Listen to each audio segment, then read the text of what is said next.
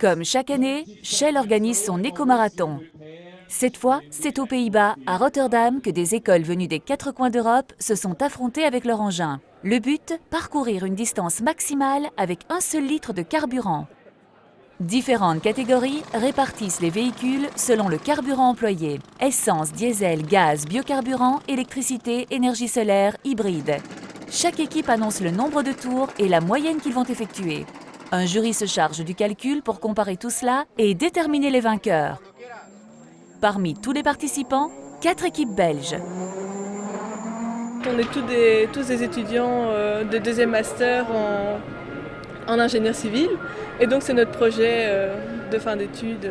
C'est un projet très intéressant pour nous dans notre formation. Donc le fait de gérer une équipe, aussi des sponsors, tout ça. En plus on a un côté très pratique qu'on n'a pas toujours dans nos études. Le véhicule Polytech Team de Mons a remporté la 2e place dans sa catégorie Urban Concept Essence.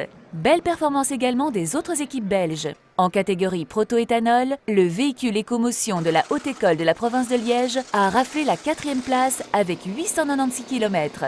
Le véhicule Ecomotion de la Haute École de la province de Liège a raflé la 4e place avec 896 km. Ecam, de son côté, a terminé 15e dans la très fournie catégorie proto-essence. Enfin, dans la catégorie Urban Concept électrique, 8e place pour le véhicule de l'Université de Liège avec 102 km.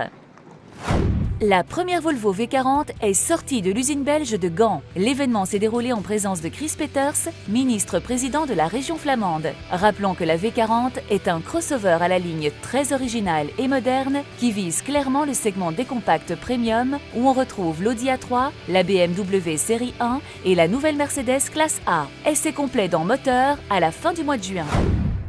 7e édition pour le rallye le plus élitiste de l'année, le Serenissima Run Louis Vuitton, qui réunissait une quarantaine de voitures d'exception pour un trajet de 1400 km reliant Monaco à Venise. Organisée par René Medge, l'épreuve rassemblait de véritables bijoux. Ferrari 250 GTO, de la E145 coupé chaperon, Mercedes-Benz 540K Autobahn Curir, entre autres, ont ravi les yeux et les oreilles.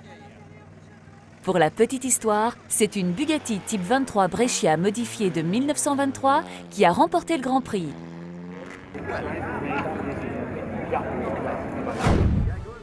L'histoire sportive de Jaguar est impressionnante, mais depuis plusieurs années, la firme britannique rachetée par l'Indien Tata n'est plus présente en compétition.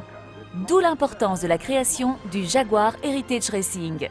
Un département de l'usine qui va permettre de faire revivre les anciennes Jaguars comme les mythiques Type C et Type D sur les circuits comme lors du Goodwood Festival ou sur les routes des rallyes de régularité pour voitures anciennes comme les 1000 Miglia dont nous vous parlerons la semaine prochaine.